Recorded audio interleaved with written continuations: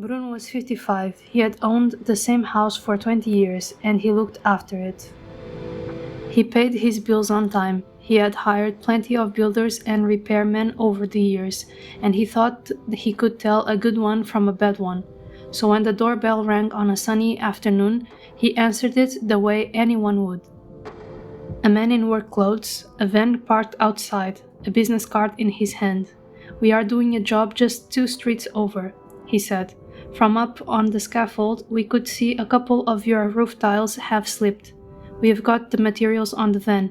We could sort it out now, while we are here, save you the call out later." Bruno stepped back onto the path and looked up.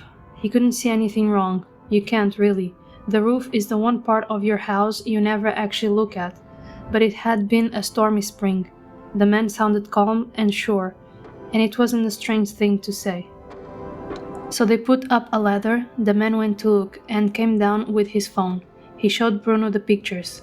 A cracked tile, a missing one beside it, a patch of damp wood underneath. "That's a leak starting," he said. "One more winter and it's coming through your ceiling." And once he was up there was more. A soft board, then a full row of tiles he said needed replacing while the ladder was up anyway. The little 2-tile fix became a big one. The price climbed with it, from a couple of hundred to a couple of thousand to more than that. Every few minutes a new problem. Every new problem a bigger number. And it had to be now. Rain was due at the weekend, he said, and once water was in the roof, the ceiling would follow. His crew happened to be free this afternoon. He could start straight away, and he would do it for a good price. Cash though. And only if Bruno said yes today. Bruno didn't keep that kind of money in the house. There was no trouble, the man said. He would drive him to the bank himself, and he did, friendly the whole way there. Stop for a second. Stand where Bruno stood. A capable man in his own doorway on a sunny afternoon. No threatening call, no strange email, a polite man with a van, a card and photos of Bruno's own roof. Pointing at the problem Bruno had no way to check. Everything the man said could have been true. And the one place Bruno couldn't look was the one place all of it depended on. There was nothing wrong with the roof. There never had been. The cracked tile, the gap, the wet wood, none of it was real.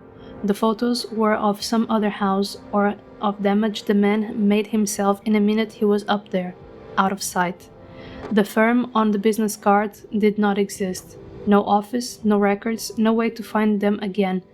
They took the cash and made a bit of noise on the roof, and drove away. And Bruno's name went onto a list, passed around and sold, because a door that opens once will usually open again.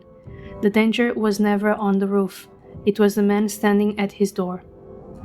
This is one of the oldest scams there is, and one of the most common today. In one country, complaints about it jumped by almost a quarter in a single year, and here is the part that matters the most. Once someone lets a doorstep trader begin, most of them lose money. None of this caught Bruno because he was foolish. It caught him because the danger sounded real and sat out of sight.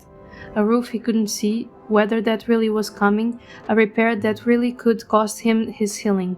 The scam didn't invent a fear from nothing. It borrowed one he already had, that the house he had paid into for 20 years might be quietly falling apart above his head. It catches careful people. It's not a weakness, it's a design. Strip away the van and the ladder, and it wears the same 3 marks as every scam we cover. Unexpected and urgent. A knock you didn't ask for, a repair that supposedly can't wait until morning.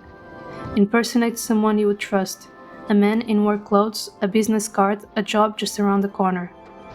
Pushes a payment you can't undo. Cash, today, before any real work is done. This one adds a 4th mark of its own. The danger is somewhere you can't see for yourself. Up on the roof, under the floor, behind the wall, you're asked to believe in a problem you can't check, and to pay for it before you can.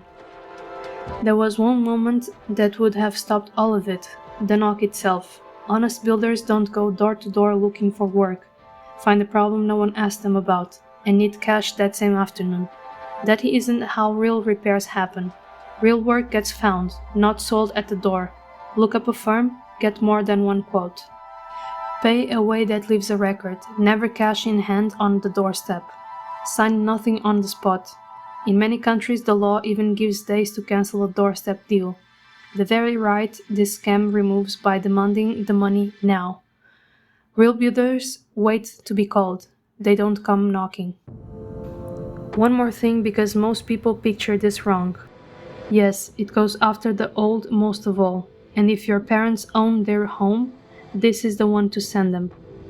But it is not only the elderly, and it's not only the frail. In some countries, the people hit hardest are homeowners in their 40s and 50s, in the middle of their working lives, capable people with steady jobs. It catches men and women alike, and men are often the slowest to admit it happened. It catches the cautious and the rushed, the retired and those still working.